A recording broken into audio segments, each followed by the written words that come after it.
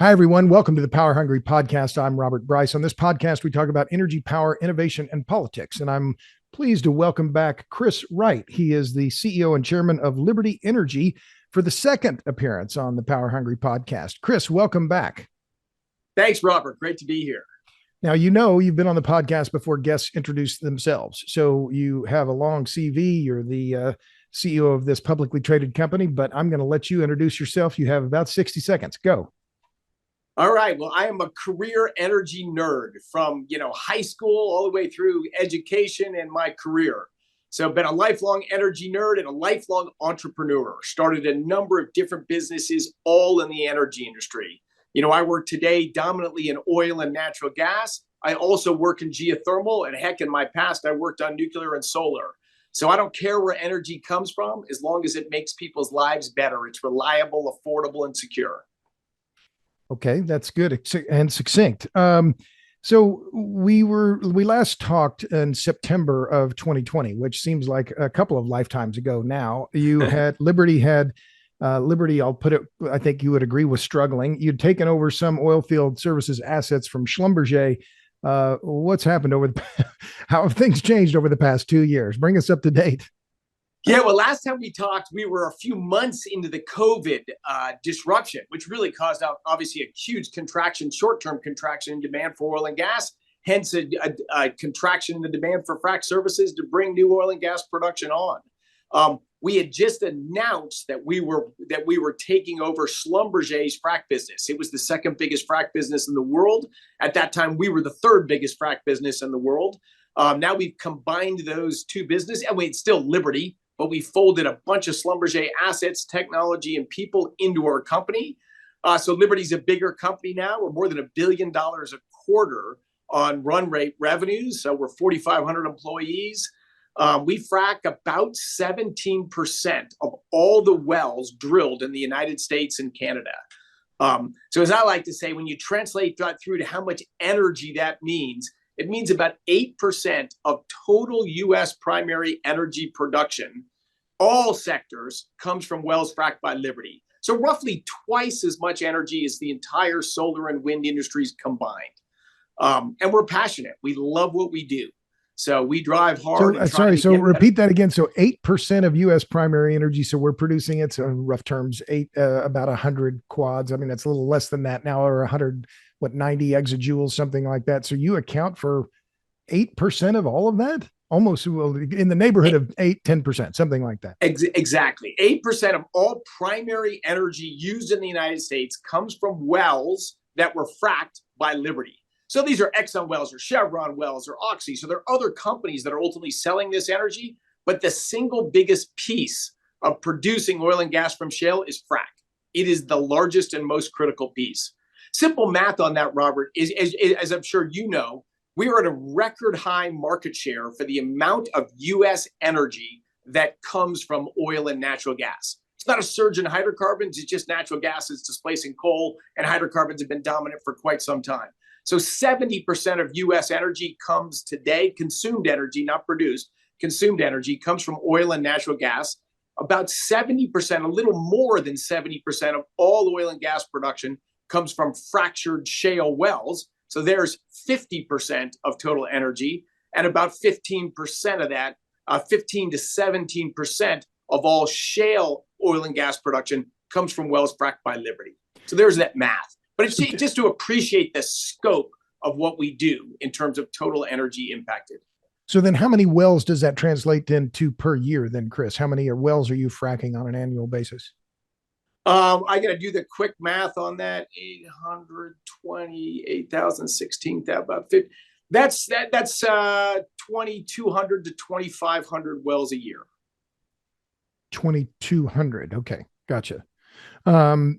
So I was just looking at your financials, your revenue. I know CEOs don't necessarily, we're not on an earnings call. Your revenue roughly doubled since the fourth quarter of 2020. In that quarter, you lost $56 million. Instead of losing money, you had about $150 million in net income in the third quarter.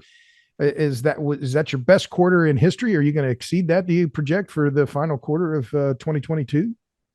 Well, that's definitely best quarter in history. And the tailwind is still blowing. So yeah, our business is continuing to grow and continuing to improve. Fourth quarter, there's holiday impacts and shutdowns and all that. We haven't reported our results, so I'll remain silent on that. But yeah, business is very strong right now. It's very strong for a couple of reasons. One is I would say we're better than our competitors. So the demand for Liberty is greater than the demand for frac in general. So we've been slowly grabbing market share from that and being able to work with the best oil and gas producers out there. That helps efficiency, that helps throughput. And the other reason is you've got this, and I'm sure we'll talk more about this, but we've just had 8 years of underinvestment in global energy system, mostly 8 years of underinvestment in oil, natural gas, the infrastructure to move them. And I could say the same thing about coal. And so this underinvestment, it's in theory attack on our industry or ESG. We got to fix the world and make corporations produce less hydrocarbons. This is just nonsense. It doesn't change the demand for energy at all. But by reducing the supply or putting these hurdles in the way of supply, it just makes prices go higher.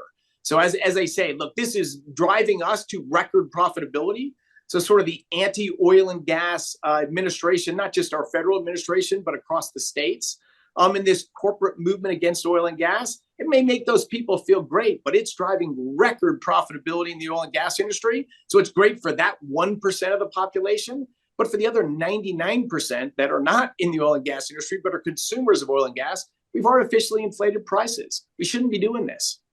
You know, it's interesting because that was one of the things I'd written down here that talking with people, you know, I'm from Tulsa. I know, you know, growing up there, know fair number of people in the oil and gas industry. And what you just said, I've heard from several different people that, in fact, instead of being bad for the oil and gas sector, that the Biden administration's anti-hydrocarbon policies have been great for, I mean, one fellow I know, he said, never made as much money in my whole career as I'm making now. That these anti-hydrocarbon policies are in fact having the opposite effect of what presumably was intended by these anti-hydrocarbon policies, restricting drilling, leases, et cetera. I mean, it's kind of, I mean, I'm not going to say it's funny, but it's certainly not a predicted outcome. How do you see that? Is there any irony here? Oh, it's very ironic. And of course, it was a predicted outcome. I mean, I've been saying that for years. If you do stuff that makes it harder to produce oil and gas, all you're going to do is make the price higher. And maybe you can displace production from the US to countries overseas. But, you know, and of course, if you displace US production to overseas, you're going to have larger environmental impacts on pollutants as well as greenhouse gas emissions. And with prices higher, you're just going to impoverish everyone. There's nothing green or attacking climate change about those policies, but they sound that way. To politicians, it sounds good. It sounds green. It sounds like they're climate warriors if they're making it harder to develop oil and gas. But it's none of the above, because none of that changes the demand for oil and gas, right? Oil and gas make the world go round. Humans want better lives. They want higher quality of lives. That's what drives the demand for oil and gas. Thinking more solar panels, subsidizing more solar panels up somehow is going to reduce the demand for oil is just total nonsense. Number one, it's small. Wind and solar today are less than 3% of global energy after trillions of dollars of subsidies over 2 decades. Number two, it's all in the electricity sector. Electricity is only 20% of global energy, and very little oil is used to produce electricity. Oil's for transportation, for making materials, for manufacturing. Solar does almost nothing for that. So we're like subsidizing one area. We've got an interest group here that's making more money. But the net impact of wind and solar subsidies, the main impact is just to make our electricity grids less reliable and electricity prices more expensive, and to do nothing for the demand for oil and very little for the demand for natural gas. So it's interesting that you say that. I'm sorry to interrupt, but it's just, I've been hearing this over and over, and I've written about this lately. In fact, the New York Times, the New Yorker, all this. Oh, well, the attitude among these NGO climate groups seems to be, well, any solar panel and any wind turbine is a good solar panel and a good wind turbine because somehow they're inherently better, and that somehow this is going to make some difference in climate change. But I think your point there is absolutely critical in that, well, they're going to affect some part of the electric sector, but the electric sector is only a fraction of the overall story, and it doesn't affect liquid hydrocarbon demand, which to me seems to be the absolutely most difficult challenge in decarbonization. But sounds like that thought, it seems like it's rhyming with what you're saying. Oh, absolutely. No, that's spot on. It's Robert. One of my problems, and I'm sure you share this concern as well, is what we're doing sort of in the name of climate change. There's just zero chance we're going to get to net zero or remotely close to it by 2050. We don't have the technologies or things to do it. It's a giant money suck for wealthy companies. Are going to get all sorts of crazy subsidies to do things for that. But it's not going to meaningfully change greenhouse gas emissions by 2050. We really need better energy technologies and a different energy system to do that. The other thing is the policies we're driving are not really about decarbonization. In the US, we've got the best data. Over 60% of the relatively large reduction in US greenhouse gas emissions comes from one source. It's just natural gas displacing coal in the electricity sector. That's over 60% of the reduction in US greenhouse gas emissions on a per capita basis, to lower than any year that I was born. So look, that's the needle mover we have today. But is there a push to get more natural gas production and drive that to displace coal around the world? Absolutely not. We've had slow boating on natural gas export terminals, restrictions on permits. You can't build more natural gas pipelines out of these things that we know can drive down greenhouse gas emissions. Those aren't popular. Nuclear, right? That's the other potential big needle mover, is to drive more of our electricity from nuclear. No, that's not embraced. That's not pushed. It's wind and solar, which are not meaningful drivers of decarbonization just because their energy is diffuse. It takes a lot of land, a lot of materials, a lot of energy to build them.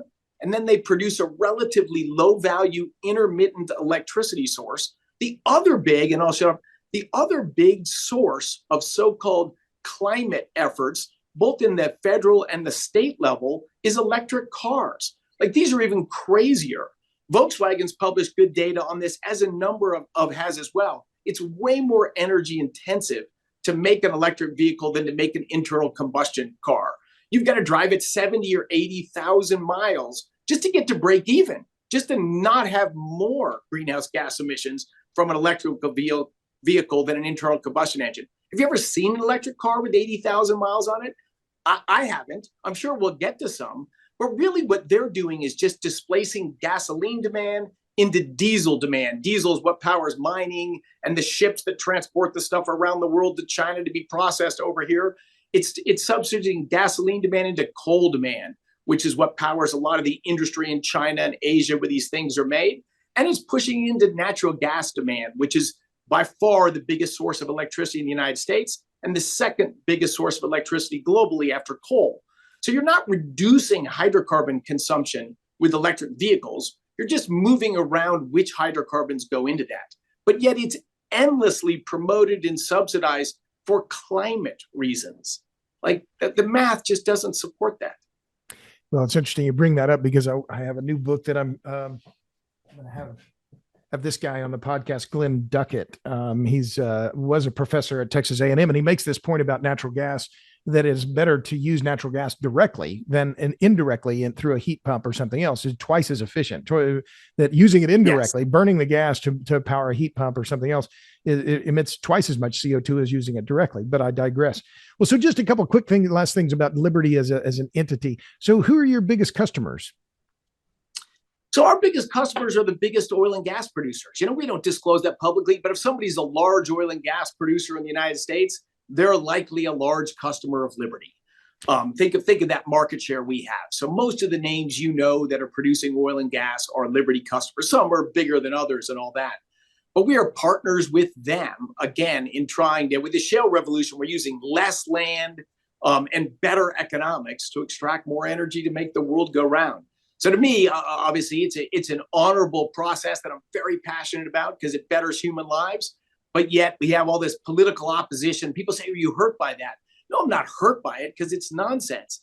But I am frustrated that it's the main information that the average person hears. So hence I've engaged in this, trying to bring some energy sobriety, just like you have. And so what about your biggest competitors? You can reveal who those are. Would that be Baker Hughes? Would have been Schlumberger, Halliburton? Those would be your main competitors in the oil field services space?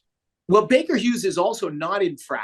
So Halliburton is the biggest frac company out there. Liberty would be second.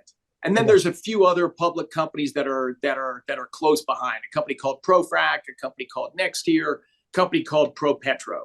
That would sort of be the big five companies in hydraulic fracturing. There's probably 25 companies in frac. So it's a highly competitive business.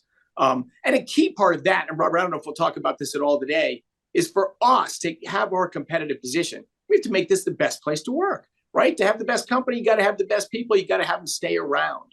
So we have very broad ownership in our company. We have probably about 1,000 employee owners of our business. The people that are running our frac crews out on location, they're part owners of the business. And then we just have all sorts of things that just simply make our company a better place to work. We treat people with respect. We devolve responsibility to the tip of the spear. Heck, we have an IVF and adoption support program. We've had a number of babies that wouldn't have come into this world if not for Liberty's subsidies or some financial support for IVF, for adoption. We want people to have great, fulfilling Liberty opportunity and Liberty-rich lives. And so if you walk that walk, not just externally, but internally in your company, you get great people and you have a chance to have a competitive advantage. That's the Liberty story in a nutshell.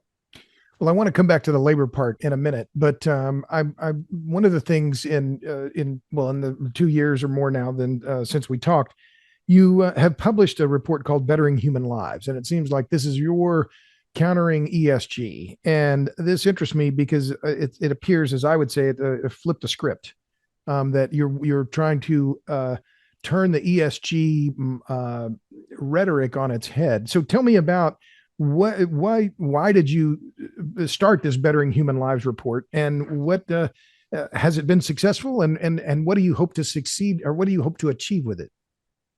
Yes, I think you said it fairly. Look, I've been outspoken on energy and sobriety and climate change. I've been speaking about climate change for 20 years, long before I started the company Liberty. So I think understanding how the world energy system works and understanding climate change, it's a real thing. I mean, it's a real thing. It's global. It's going to take technologies or whatever to address it, but it's a slow-moving, modest problem relative to so many other giant and urgent problems today. So that sort of broader, sober message has always been of interest to mine. But yeah, as we went public, there's this pressure. You've got to produce an ESG report. You've got to produce an ESG report. And as you look at people's reports and the people who are driving this movement, we want to make companies care about the environment. We want to make them socially more virtuous. And the G, I think, was a great marketing thing they put in G. Yes, of course, you should have good governance for a company. And that's pretty simple. You've got to align the interests of management, the people inside the company, with the owners of the company, the public stockholders. And have there been flaws with governance in the energy space or the corporate space? Absolutely. I think shining a bright light on that people should not be acting in the interest of themselves, but in the interest of the owners of their companies, that's a great thing. But G, I think, was just sort of thrown in as a marketing thing. In the energy space, it's mostly been about the E, and it's dominantly been focused on climate change. Even on the social side, it's been, we're going to give a bunch of boxes for you to count up people that fit in these categories. We're going to ask you, it's like top-down defining of what's virtuous. Like, this is just, to me, nuts and upside down. Two things really changed the world in the last 200 years. Human life expectancy has more than doubled, driven by two things enabled everything else. One was the growth of bottom-up social organization, human liberty, not top-down. Before we had, there was a king or a queen or a chief or an emperor, and people were subjects of some ruler from above. And it was this empowerment of people from the bottom up that has made our world so much better. Ending of slavery, giving women the right, enfranchisement of women to get the right to vote. All these things are wildly recent events. It's appalling the way things used to be, but that's just the way the world rolled. But two things changed that. Social organization of bottom-up organization and the arrival of hydrocarbons. And in fact, some great authors have written. Ian Morris, I would say a classic scholar, a Stanford intellectual, has written, it's the arrival of fossil fuels themselves that enabled bottom-up social organization, that enabled the end of slavery and women getting the enfranchisement and the right to vote and all the other positive social changes. I've always said it's the other way. Human liberties first, energies to follow. I'm getting convinced the role of hydrocarbons was much bigger than I originally understood in the growth of human liberty and the empowerment of individuals. So in any case, these two things are just awesome. They've brought us planes, trains, and automobiles and modern medicine and the internet and all these things that make our life the way they are. But now to have an ESG, a corporate ESG movement that's mostly focused on opposing these two things. It's against hydrocarbon production. Those are the companies we attack, or we don't believe in, or we only invest in them if they change their practices. Now, if they can change their practices to do things better and reduce greenhouse gas emissions without killing the economics, awesome. I'm all in favor of it. And of course, our industry's been doing that our entire history. But if you're going to oppose hydrocarbons on principle, and you're going to define from above what's virtuous, some people on the coast are going to define what's virtuous around the world. That's just nuts. That's against human progress. So yes, if I can interrupt, because one of the people we know, John Constable, has made this very point, that it wasn't the liberty given to the peasants, to the working class, wasn't some gift that the nobles gave. No, it was the arrival of hydrocarbons and the ability of the lower classes to use hydrocarbons and improve their station that led to more liberty. It was the energy availability from coal and then later from oil and gas that enabled people more freedom of movement, et cetera, that was what catalyzed more liberty. It wasn't the other way around, some benevolent dictator saying, oh, I'm going to give these people. No, and wrong, that it was in fact their availability of lower cost energy that freed them from having to work on the land and gave them more social mobility. So I'm just throwing that in because I think, Constable's work kind of opened my eyes on this, and he's been a guest on the podcast, and I know he's come to Denver to talk to your company as well. Oh, John's been great on this topic. And in fact, he's pointed to me a number of books, and I'm blanking on the guy's name, Anthony Tony. I'm forgetting his last name. He's written a couple great books about the changing of the energy system. And how the Industrial Revolution really wasn't a revolution. It was a gradual process. But it was just the growth of coal in the power system so early on in England. But by the time of Shakespeare, England already got 50% of its energy from coal. And I write about this in Bettering Human Lives, the report I wrote this year. I talk about even before that, the first sort of glimpse of a modern society was the Dutch and the Dutch Golden Age, the early 1600s. And it was driven by peat bogs, which sort of immature coal that they could dig up and burn. This huge energy source allowed them to make glass and ceramics and better farm tools and dramatically raise their income, drove to trade. And of course, as societies get wealthier, power gets distributed widely. So yes, energy's role in driving this human liberty empowerment of people from the bottom up, energy was certainly a major player, if not the dominant force in doing those things. So, Robert, we've just lost that understanding. We've just lost that understanding as a society. Well, why? So let me interrupt that. Well, then why is that? Because look, I've been, people have, I've been attacked for, my promotion of cheap, abundant, reliable energy. Right. This is one of my things. I'm for people who turn wrenches. I'm for the people who make things and fix things and grow things. Those are my people. I'm from Tulsa. These are the people that I'm in favor of. But there is a class of, I'm going to call them, as you said, the coastal people, right? And from big elite universities who don't seem to make that connection. Why is that connection lost between cheap energy? I've had people here in Austin, people I've been acquainted with, oh, energy's too cheap. We should make it more expensive. And I thought, oh, really? I mean, it's easy to say that if you're rich, but why is that connection been lost? I think that's a really interesting point. Why do you think that's been lost? So first, in low-income countries, and I spend a lot of time there, it's not lost at all. Everyone gets, they want lower cost energy. They want an indoor clean cooking stove instead of wood or smoke in there. So most of the world is quite sober on this. But yet in the well-off people, in the well-off countries are sort of the source of this problem. And I've got a lot of different reasons for it. But one of them, think of it this way. If you're a university professor, you're an academic, or you went to a top university, too often they feel a little better, a little smarter than everyone else, and you want to do something with that. If you're not an entrepreneur, if you're not doing something, what are you going to do? You're going to design a society that makes everyone better and fairer. You're going to take care of those people who don't know how to make the right trade-offs and those right decisions. So it's just a perfect empowerment tool for top down. Look, so it's the climate so it's paternalism. it's very paternalistic. And it began. When did climate change and this movement take off? The very end of the 80s and the early 90s, right after the Berlin Wall fell. When I was in college in the 80s, right, a third of the professors were avowed Marxists because you believed that smart people should decide. The Soviets haven't got it right yet, or the Chinese maybe they're going to. But I mean, you were outwardly for that. When the Berlin Wall fell, the Soviet Union collapsed. You couldn't really be a Marxist anymore, and so people became environmentalists. Now, some for good reason. They want cleaner air and water and all that. Heck, I'm a lifelong environmentalist in that sense of the word.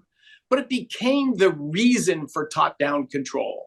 This is a way, if climate change is the existential threat of the world, the government, advised by these intellectuals, have to redesign society, redesign the energy system, pick new winners, pick new losers, decide who's virtuous and who's not virtuous. This is incredibly empowering. I think that's the main driver. Like when I speak at universities, people over beers afterwards will say, yeah, Chris, you're right about climate change. I mean, I know we give it overemphasis, but that's where the money comes from. That's how we can get money to do our research. And to students, it's meaning, right? Society was mostly faith-based throughout all of human history. And then we've rapidly become a much more secular society. Everybody wants to be part of something bigger than themselves, not just, a bigger car or a nicer, So it's secular, secular. It's a secular. Well, I've said this before. It's this form of secular religion. Then it's become a religion. It gives people meaning. And look, I don't want. I want to.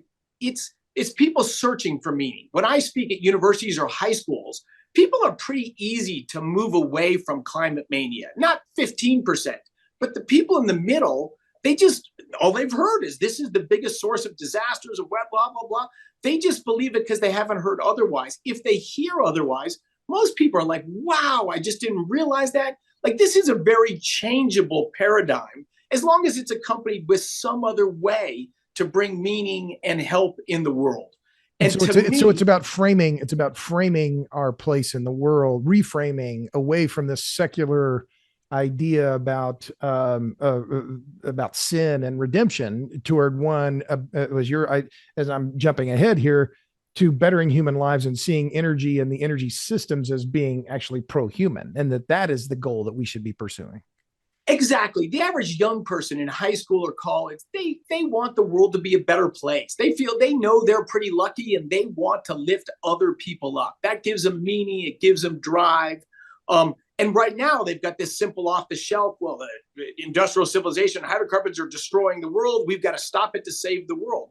But when they realize that isn't actually the case, and the biggest problem today is a third of humanity doesn't have hydrocarbons, is still burning, heating their homes and cooking their meals, burning wood and dung and agricultural waste, and that kills 3 million people from that indoor air pollution, that particulate matter, that smoke in those huts. When they realize that's true, and they could save millions of lives by helping bring clean cooking fuel, just a cook stove, like someone would use for a backpacking thing in a propane canister, like that's the biggest lifesaver we've got in the world. To bring healthcare, you need just basic rudimentary energy in poor areas. When people hear that, I think they're happy to swing and adopt that posture. But right now, they're just so overwhelmed with climate change is destroying everything. The end is nigh, and they must dive in for this cause. They want a cause. They just don't know that cause is not supported by facts. It's not humanistic. Let me just switch back to ESG, because I had another guest on the podcast. Now it's been some time, Joe Kraft, who's the CEO of Alliance Resource Partners, which is a Tulsa-based company. And Joe facilitated a visit to an underground coal mine, which was the opening scene in my fourth book, Power Hungry. He mentioned that Alliance, half of their bankers, and Alliance is the second largest coal producer in the Eastern U.S., that half of the bankers in his that were providing a revolving line of credit to Alliance had quit providing lending to Alliance. Have you had bankers for Liberty back out because of ESG? We have. There are people, particularly European banks, And HSBC just announced they're no longer going to lend for hydrocarbon development. But yes, we've had European banks in Liberty's credit facility that have either pulled out, or we have one now who wants to get out in all costs. And it's so on a percentage of your lending facility, what does this represent? Well, total credit in our space shrunk, meaning, 20%, something like that, 20-25% of banks are moving away from that. But again, Robert, think of these, Liberty Company is bigger and a more profitable business. We can get capital elsewhere. It isn't going to stop us. The problem it's going to stop is the small entrepreneurial businesses, that private equity capital that mostly came from university and state pension endowments. That money moving away from hydrocarbons, we're stopping and hurting the entrepreneurs, the small upstarts that are big drivers of innovation and competition. I always say a lot of businesses don't like innovation. They want to be entrenched. They want to have protection to their business. Big business loves big government because it keeps competitors out. I don't. I believe innovation and competition are just critical to bettering human lives. So think of this removal of bank capital, removal of private equity capital. It's just reducing competition, reducing dynamism in the energy system. And of course, that'll slow even the progress of shrinking the footprint of hydrocarbon production, which has shrunk dramatically from innovations mostly driven by small companies. We don't want to shrink that innovation. We want to speed that innovation up. So I just want to make sure I'm hearing you though. So you have had banks that are providing credit to you, either in your revolving line of credit or long-term capital, that have pulled out. Do you want to name names here? Are you going to call them out, or all European?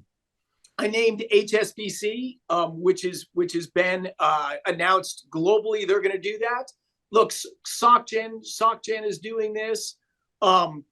Societe Generale, the French company. Yes, exactly. Okay. There's a good number of the European banks. Let me tell you something I think that's even more egregious, which is that the COP summit that was in Scotland, remember, fall, just as the energy crisis was hitting, pre-Russian invasion of Ukraine, but right, as natural gas prices were skyrocketing, 19 nations, including the United States and the United Kingdom, announced proudly at that event that they were going to cease assisting with hydrocarbon funding for development in the developing world. A third of humanity and 3 million deaths because they don't have basic hydrocarbons. And the rich countries of the world said, we're going to be virtuous and we're not going to provide any credit or support for hydrocarbon development in developing nations. This is immoral. This is wealthy people saying we want to be hip at the cocktail parties, and therefore we want to slow the rise out of poverty of people around the world. This is just way beyond the pale. Look, there's U.S. banks in this. I should be careful. Some of our existing bankers of mine that have announced their alignment with the Paris Accords, and I took them on for that. And they engaged in a great, thoughtful dialogue with me because I said, look, the Intergovernmental Panel on Climate Change, right, the UN bureaucracy that drove the meeting and the Paris Accords, their own economic analysis show the Paris Accords, maybe they save $20 trillion of damages in the world, but they cost over $100 trillion. So it's an $80 trillion human impoverishment program. Their own analysis shows this makes the world poorer and worse off, which is an implicit, we don't support this, but yet we have a giant US-based, giant international financial institution saying they're going to align with the Paris Accords. I asked them, what's your different analysis? How do you get to this as a thing that's going to better human lives? And they said, no, actually, we didn't do any analysis like that. This specifically would be Export-Import Bank, or I guess it was. No, this is one of the largest financial institutions in the world. This is a giant commercial investment commercial bank. Okay. Giant, high-profile bank who announced it with an awesome CEO who wrote a great editorial recently, Jamie Dimon. But this bank said, no, they pledged this movement to the Paris Climate Accords because they had a proxy battle against them. Groups wanted to force them to do it. They fought against that proxy battle. They won that vote, but only with 50-some% of the vote. They're worried about losing a future vote. So they're trying to appease an activist group. But by trying to appease an activist group, they're sending a message that even this smart, super successful business believe. What people hear is believe this is a way to make the world a better place. Let's align our lending practices with the Paris Accords, which doesn't really mean anything anyway, since there's no teeth in the Paris Accords. But what it really says is that reducing greenhouse gas emissions above everything else is our top goal. And that's just someone who's not looking at trade-offs, who's not looking at climate economics, and isn't really speaking from a how do we better the world's environment and the human lives in the world. That's to me, that's just not honest. So, but back to Liberty, if you don't mind, I just want to press you a little bit on this point. So you said you have had banks pull out of your revolving line of credit or your long-term lending. That's because of ESG? Yes. And Liberty Resources, a sister company, but yes. Okay. So not Liberty Energy. They haven't pulled out of your operation backing Correct. you. Okay. But another company, Liberty Resources. Liberty I'm Resources. also chairman of Liberty Resources. Okay. Which is an oil and gas producer. An oil and gas production company. Okay. So you, but some of your banks have pulled out and you've replaced that with private equity. How have you filled that hole? Domestic banks. Domestic banks. Okay. It's European banks that are doing this first. Domestic banks have tried to reduce their exposure to hydrocarbons. Now, when you said that 2 or 3 years ago, you could say that was because the credit was struggled or the credit was challenged. But they would also give ESG reasons as well. It's always hard to know how much is one than the other. Think of the investment platforms, ESG funds and all that. These really started in mass 2015, 16, 17. And what's happened? Energy stocks since then have cratered. Tech stocks have gone through the roof. So you could say, well, we're ESG, Google and Amazon. Of course, Amazon's by far the biggest energy consumer in the country, by far. You could say they're green and ESG positive, but really it's just tech companies versus energy. So the financial performance of those funds was awesome. If you look at the last 2 years, it's the opposite, right? Right. Energy production. So now to have a quote unquote ESG mandate, you're actually really killing your financial returns. So you're going to see sort of a wholesale backing away from ESG, a rethink, and this whole thing that like Exxon is evil, but Sinopec in China and Google are clean and green. I mean, of course, it's self-contradictory. To me, it's not a serious movement, but it has been an impactful movement. Hence my desire to write Bettering Human Lives, to say if you're going to objectively look at these things, you really want to make human lives better. You really want to make the environment cleaner, environment cleaner. You want quite the opposite. Right. Well, let's go back to Bettering Human Lives. So I didn't have a favorite hydrocarbon until I saw that propane is your favorite hydrocarbon. So let's talk about propane. Why propane? C3H8. I know the chemical structure. Tell me why your love affair with propane. Why do you love propane?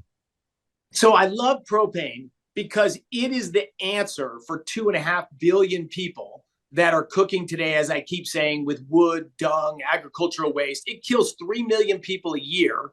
The people that are heating their huts and cooking their meals the same way our ancestors did, from that indoor air pollution. The solution to that problem is a little cook stove and a propane canister.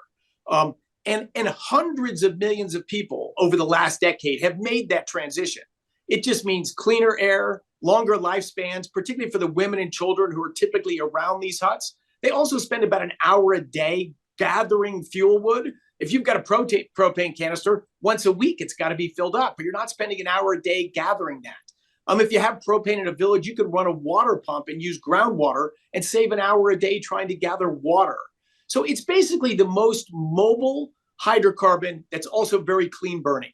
In the US, we get most of these things from natural gas, but you need a big pipeline network and system to distribute natural gas. But in remote areas, my house in Montana, my ski house in Montana, it runs on propane. You go to farms in rural areas, they run on propane. So the answer to bring clean hydrocarbons to poor rural areas around the world is propane. That's why it's my favorite hydrocarbon. Well, and it has it's easy to tank. It's standard temperature and pressure. You got, it's mobile, like you said. But yeah, there was one thing in the Bettering Human Lives report that I thought was interesting. I'd never seen this before. It said that U.S. propane production has grown faster than oil and gas production. How's that possible? Because Yes. you get propane from oil and natural gas. And natural gas. So look, the shale revolution, we're producing these things out of incredibly impermeable rocks. Like shale's like your countertop, right? It's stuff will evaporate off it before it'll flow through it. So we originally started this in natural gas because that molecule is so tiny that if you could get anything out of shale, it would be natural gas. So shale revolution started in natural gas. And for almost a decade was only in natural gas. Changed the game of natural gas, but you can't get oil out of these things. But just better shale technology, better frac density, better contact area allowed us to produce oil out as well. But you can't produce heavy viscous oil, right? What's the oil that we could get out of shale? Is that really light? It's almost clear. It's almost like gasoline. It's very light crude. So if you're producing very light crude, what are the nearby molecules? Butane, propane, methane, ethane, methane. So propane is, when we produce oil, we're always producing propane as well. And heavy oil production doesn't come with propane. And dry natural gas production doesn't come with propane. Wet natural gas production and very light oil is when you get propane. And the heart of the shale revolution is right in those two things. So yeah, U.S. propane production has gone up meaningfully more than oil and all that. Another way I say it, Robert, was 10 or 12 years ago, propane was also my favorite hydrocarbon, but the U.S. was the 8th largest exporter of propane. 8th. Today, we export more propane than number 2 through 8 combined. So we've just, like tenfold grown our propane exports and changed the game as far as availability of this clean burning cooking fuel to low income people around the world. That was another a number in your report that was really jumped out, that half of the world's propane exports are now coming from the U.S. Yes. Yeah, and that wells fracked by Liberty account for 15% of all the propane produced in North America. Those are just remarkable statistics. It's the number I trumpet in a letter at the front of our report. Roughly, and we don't know, it's actually a little less than 100 million to potentially as much as 200 million people are getting clean cooking fuel today from wells fracked by Liberty. That is the, our sort of global impact I'm by far the most proud of. And I think that companies in our industry should promote that more. Instead, they reduce their scope 1 greenhouse gas emissions by 4%. Well, scope 1 is like 1% of U.S. greenhouse gas emissions. And so it's like they're taking a tiny greenhouse gas category and making it a tiny bit smaller. Maybe that's movement in the right direction, but that's not bettering anyone's lives. Those same people are supplying tens of millions of people with fuel that make their houses cleaner, their lives longer, their lives healthier. Let's talk a little bit more about that one. Well, let me ask you about that, because that's one of the things that I've had Toby Rice, the CEO of EQT, on the podcast as well. And as I look at I follow nuclear, I'm following the coal business, I follow oil and gas, electricity. But when I look at oil and gas, I see, and I'm not blowing smoke up your dress here, that you and Toby are among the few people in the oil and gas industry, maybe Harold Hamm, that are really vocal and really I would say activist, to use that word, in saying, no, this narrative that we're bad is absolutely wrong. You've got to turn this upside down. My question is this: why have so other CEOs, people that are at similar levels in the business to you, why aren't they speaking out more? Is it because they don't have the backing of the board? Are they afraid of being attacked? Why are there so few people like you and Toby doing what you're doing?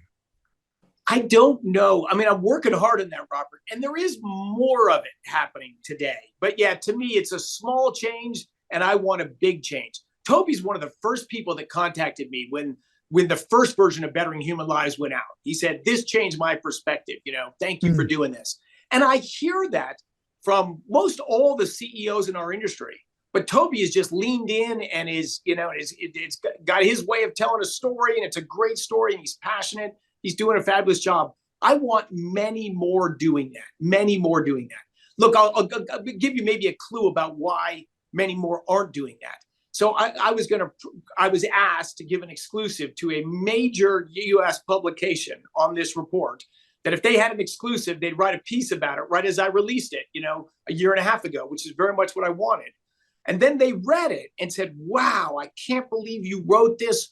Aren't you worried investors are going to be mad at you? People are going to be against your company. And my answer was absolutely not. Nothing in that report is not very true and fully referenced. And I'm ready to defend every word in it. So no, of course. They're like, but this stuff is so counter. There's no net zero pledge. There's no Paris Accords. There's no, you say climate change is less important than these other things. And my answer to this major publication is that's because it's true.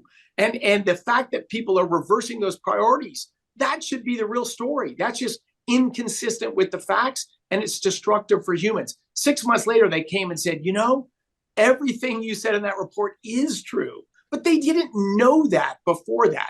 Most people learn about energy and climate change from what they read in the press. People in the press read what the other people in the press write, and they write wrinkles on the same thing. They're not very knowledgeable about energy. They're not very knowledgeable about climate change, and they're very worried to rock the boat. So I think most of the people in our industry say, Chris, thank you for taking all the arrows, for doing this. I wish I could do that too. And my answer is you can, and I'm not taking any arrows. If you speak honestly and know what you're talking about, how's someone going to shoot an arrow? When I'm on TV, Robert, I wish people would say, that can't be true. There is an energy transition, or there is this, or I want to be challenged. We want a fact-based dialogue. But instead, people are afraid. They think climate change is this third rail. It's like you can't cut Social Security.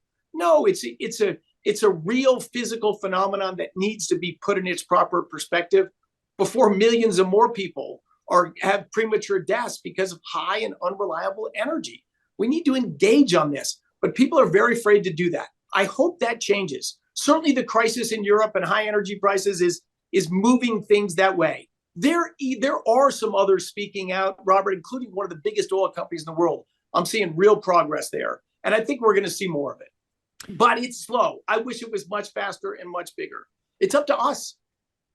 So what do people, I've been, again, looking at your Bettering Human Lives report and DigiFrac. I want to ask you about DigiFrac.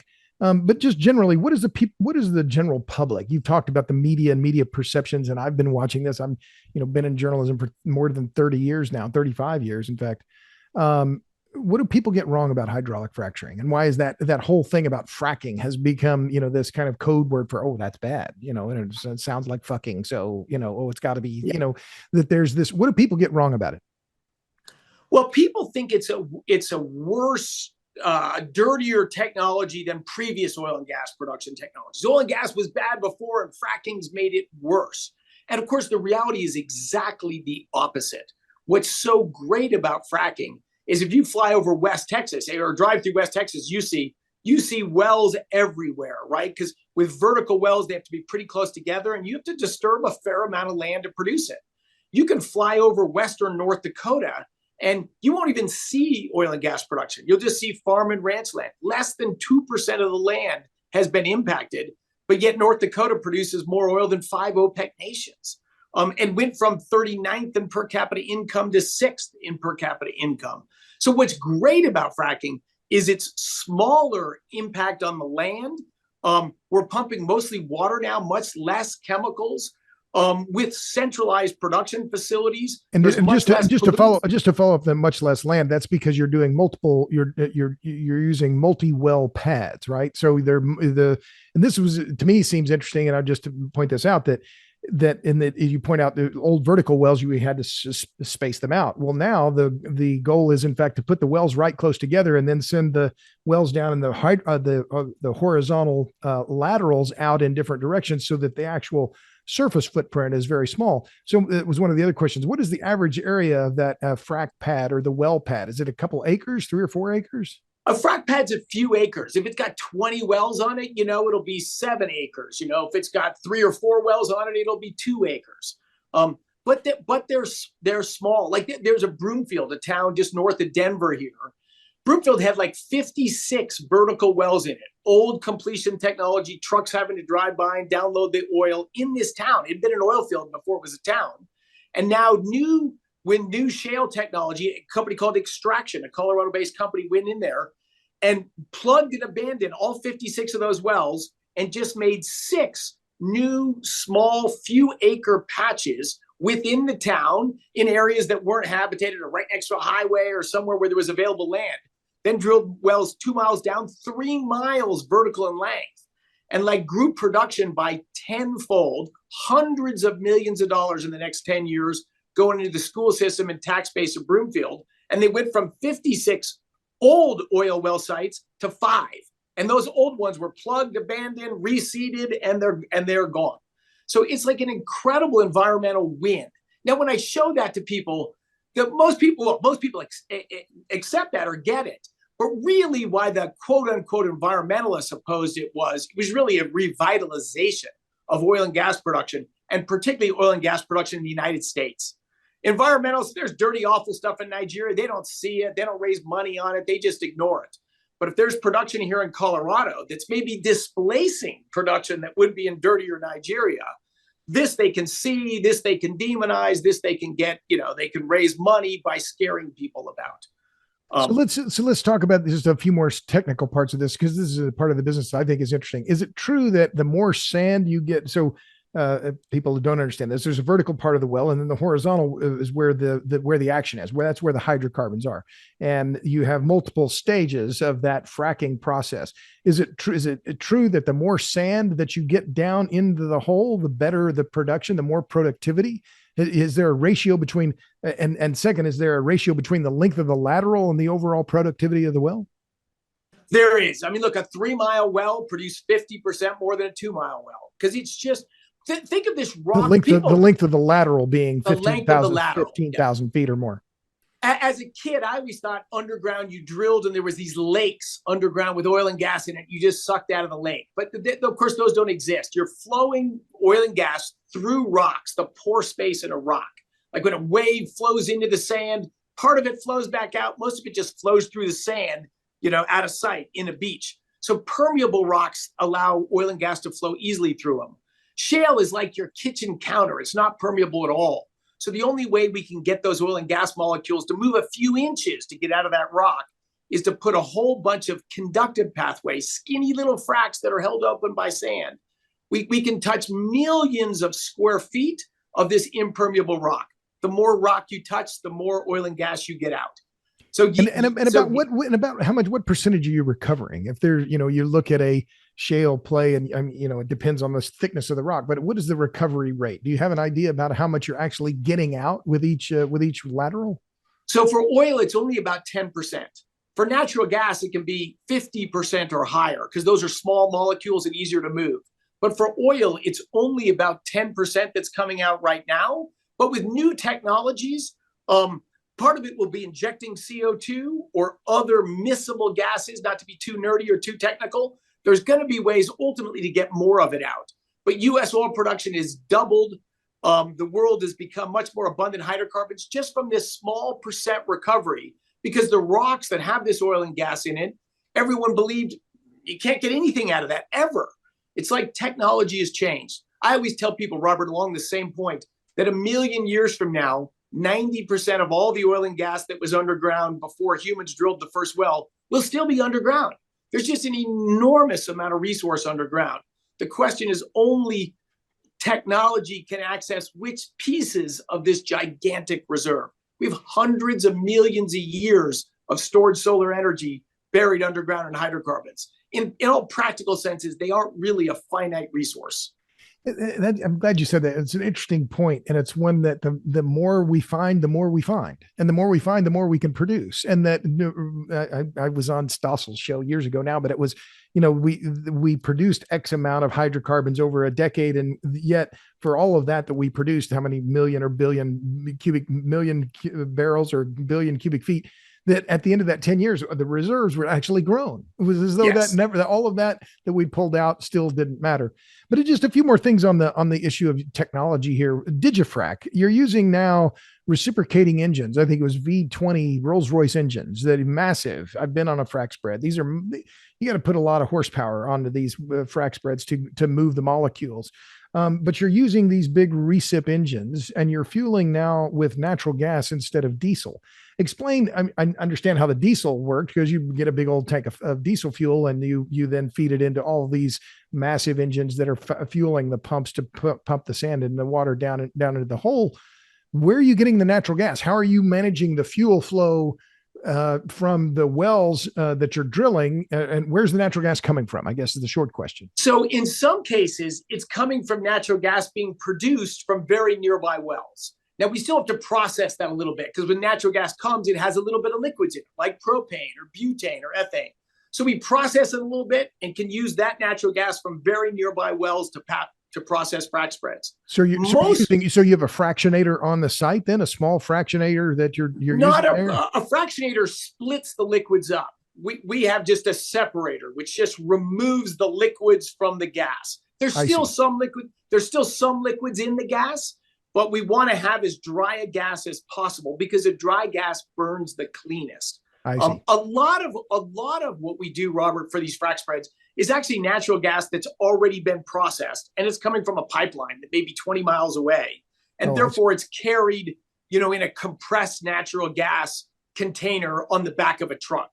I see. So you may be using gas from the pad itself, or you may be using CNG via tanker. Exactly. It's a combination of those two. But the advantages for DigiFrac for this is, number one, it's cleaner burning. And when I say cleaner, greenhouse gases is not an issue of cleanliness. Cleaner means less particulate matter, less NOx. Most oil doesn't have sulfur in it today, but it's just less pollutants that are harmful to human health. So that's a big thumbs up. It's cheaper. Natural gas is much cheaper than diesel, 2, 3, 4 times cheaper. So it's much more efficient and it'll keep prices down. And it's lower greenhouse gas emissions, which is also a plus, but I would say not quite as big of a plus as the others. So the lower greenhouse gas emissions is a plus, but there's even bigger pluses from cleaner local air, less air pollution, and cheaper and just more efficient. The world has so much natural gas. There's much more natural gas than there is liquid fuels. So anytime you can displace liquid fuels with methane and natural gas, you're going to have cleaner, cheaper, longer-lived equipment. Well, so now we're coming up on I have a lot of questions here, but I want to just pursue this other point about DigiFrac. So you're also electrifying your frac spread. So you're using this natural gas to run recip engines. Rolls-Royce, I see, was your vendor. And you're using those to run generators, to run electric generators, to then run electric pumps, which is different than you were doing before. And on your website, you say your tagline is faster completions, quieter fleets, better service. So the quieter is interesting to me. I'm averse to noise. So this is a different approach to fracking, to the frac hardware, where you're electrifying it, you're getting a cleaner process and less noise. And what is the advantage of the just pointing these out, but here's the question: what is the advantage of the electrification of the frac? The main advantage of electrification, less noise, is really Liberty sound suppression technology. Our diesel fleets are very quiet right now. So we did technology and sound suppression 8 or 10 years ago, because when you're near people, that's the biggest complaint: dust, noise, and truck traffic. So we've had technologies address all three of those. Electric, you get precision control. Instead of shifting a gear in an engine, you can turn up your thermostat by 0.1 degrees. So we can get very precision control of changing rate or changing pressure in frac operations. So electric gives more precision control. It allows you to use some grid power more. It still will be a minority, but as electric grids get built in frac fields, if you can produce electricity at a giant natural gas producing power plant, that's more efficient, lower cost, and cleaner than natural gas produced from a smaller plant. So electricity produced from a smaller plant. Yes, electricity. Okay. So in any case, by having electric fleets, we're going to be able to use grid power when it's available. It may only be partially, but we'll use the grid power we can. We'll get precision control. And our electric fleets going forward will be a combination of natural gas burnt in these reciprocating engines, turned into electricity, and then driving electric motors. Some of it will actually be another technology, Robert, we haven't announced yet, but we're going to in a week or two, I think before this podcast comes out, we're going to announce a different way to achieve a supplement to DigiFrac, which is going to be to burn a very simple, also gas reciprocating engine, but a gas reciprocating engine straight into mechanical power driving a pump. So DigiFrac will be a combination of the two. Probably a lot of it will be direct drive, gas combustion to mechanical power, and then a piece of that whole system will also be fully electrified for precision control, and the ability to take whatever power we can get off the grid. And in fact, we're going to be with both of these systems, even the direct drive one, it's going to have an electric motor on it. And when we produce extra power that we're not using mechanically, we're going to either store it in a battery or deliver it electrically to other operations on the location and ultimately potentially into the electrical grid.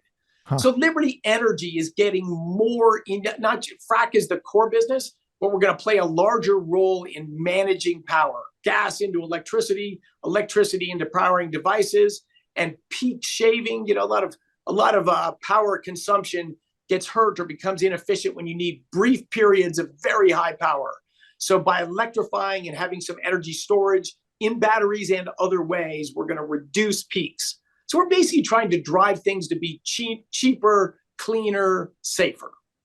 Smaller, faster, lighter, denser, cheaper. I'm all about that. Hey, yes, it sounds like a book. It does. I should write that.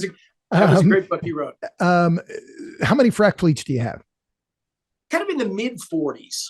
You have 40 frac fleets. So these are the assemblages of how many trucks would that be in a frac fleet, or how many?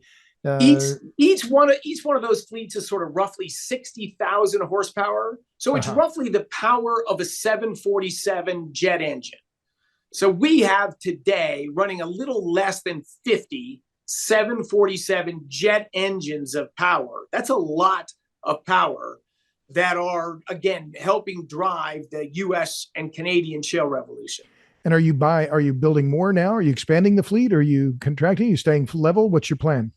We're not going to grow our total deployed capacity. If we do, it'll only be modestly. But we're building these newer, higher techs that will slowly replace our existing, more diesel-powered engines. So we've got straight diesel. We've got diesel that can burn together with natural gas. Then the latest generation of diesel called Tier 4 engines are incredibly clean-burning diesel engines. And some of those we also have that can burn mostly natural gas and a very clean-burning diesel engine. And then the latest generation is this 100% natural gas consumption.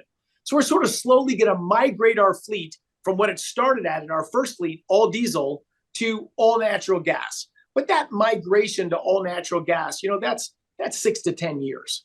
Gotcha. So let's talk about your labor force. You talked about you wanting to retain people. What is if your workers on frac spreads, you obviously have different levels of competence and different pay levels. An average worker on a frac spread, how much will they make? About $100,000.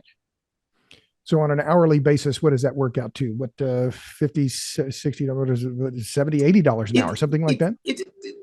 No, I mean, to get to $100,000 with a 40-hour work week, that's $50 an hour. Okay. But ours are different. They work long stretches, so there's a lot of overtime baked into that.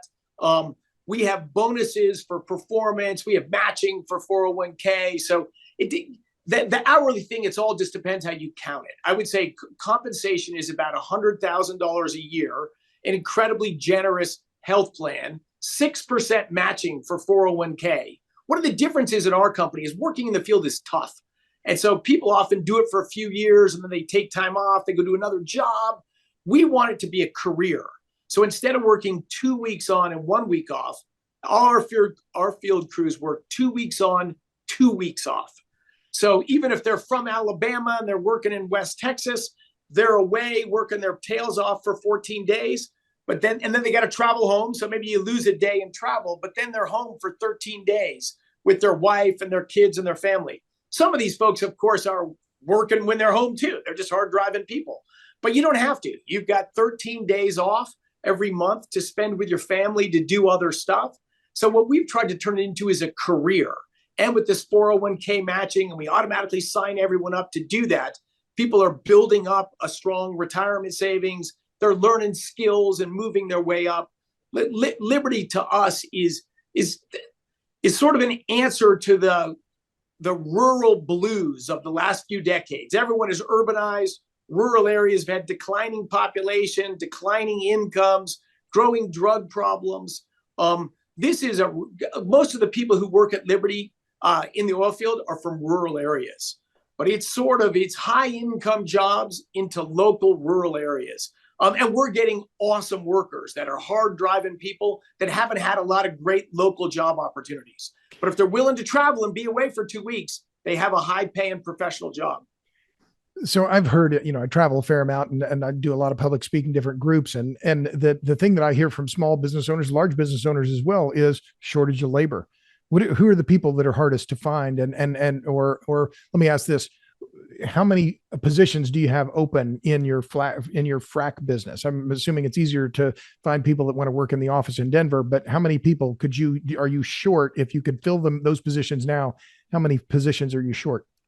So, Robert, today we're probably short 100 or 200 people. So if you're listening, reach out to Liberty Frac or libertyenergy.com. But 6 months ago or 12 months ago, we were probably short a few hundred people. So labor market is still tight. It's still tough, but it's not as crazy hard as it was. And it was crazy hard because a few million people left the labor force. And a year or two after COVID erupted, we're still out of the labor force. Those people are coming back into the labor force today. Is it hard to get them to? I mean, this is the other thing that I've heard is that, they may be willing and they may be hard workers, but they can't pass a drug test. Is that? I mean, you're in Colorado where weed is legal now. Is that how hard of a problem is that? Well, I mean, certainly a good number of people that originally apply don't pass a drug test. That is for sure. But I mean, we're very open. That's a requirement for work. We work in a dangerous situation. We need people aware and on their game at all times. But I think most people know what Liberty. Most of the people that come into Liberty have friends that already work at Liberty. We hired a guy who was a plumber outside of Boise, Idaho, and it was, as he would say, life-changing for him. He said, "I don't think my kids had a chance to go to college. I saw him a few weeks ago in North Dakota. He said, they're all going to college now. I'm confident of that. You've changed my life." But that guy, now we got 5 of his friends that, live near him in Boise, Idaho. They all work from Liberty. So a lot of the people who come to us come from word of mouth, from people that already work here. So I would bet our batting average for failing drug tests, it happens, but it's actually pretty high. Most people are passing these drug tests. They know what they're signing up for when they come to work at Liberty. We're hiring people that used to be carpenters, used to work on roads, used to work manufacturing, mechanics. You say, what's the hardest to find right now? Mechanics and electricians.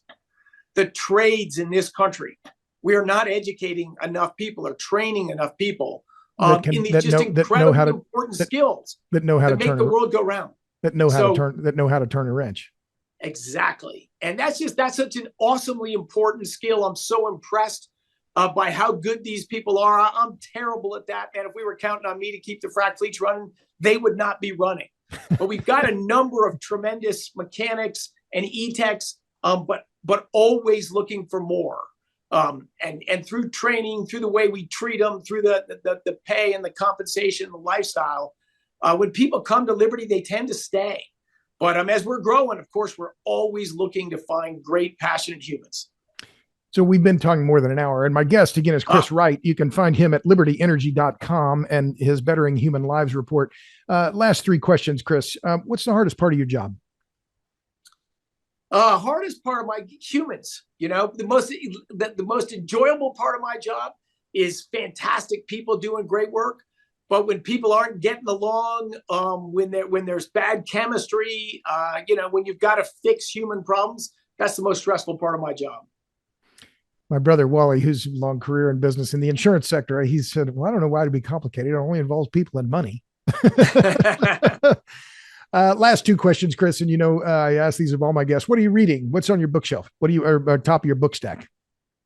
Wow. Look, I read a lot. I've been reading recently a few great books about China, most of them a few years old, but just trying to understand how the Chinese think and where things might evolve. And in fact, it's actually made me feel better. I think the odds of a Taiwan invasion in the near term are actually quite low.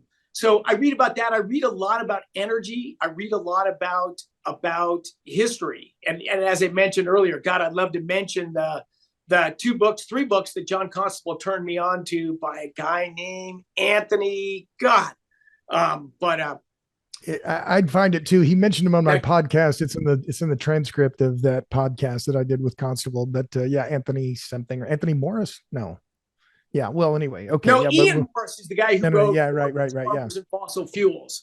It's embarrassing. I can't remember the guy's name. And I've sort of drifted back into reading great fiction as well. You know, I read recently Shakespeare, because he's just so impactful and so impressive.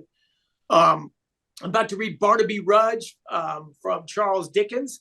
In fact, I heard about him. I think it was on your podcast, and it was Jesse Osabel that recommended that. Right. Yeah. But in any case, there's so much great stuff out there about the state of the world, about technology, about energy, and fiction, which is what keeps me optimistic. We get beat up all the time in the energy world. I'm an optimist. I'm loving life, and I think things are very much going to move for the positive in the next decade, as they had the last couple decades. You've jumped the gun here, right, on the last question. What gives you hope? What gives me hope is, I look at it right now. Look, I was born in the second half of the 20th century in an intact, loving family with above average quantitative skills. Crazy lucky on all fronts. I've been able to have a dreamy, empowered, entrepreneurial life. My wife and I, we just launched a school in Colorado. We help a school there in California where we used to live. We have hundreds of kids on scholarships. We've been able to do great things because we were lucky in the conditions we grew up and we were born. So my goal is to help spread that luck, that freedom and opportunity to everyone else. And that's why our company is named Liberty. But so the two things are getting barriers out of way for people to have opportunity.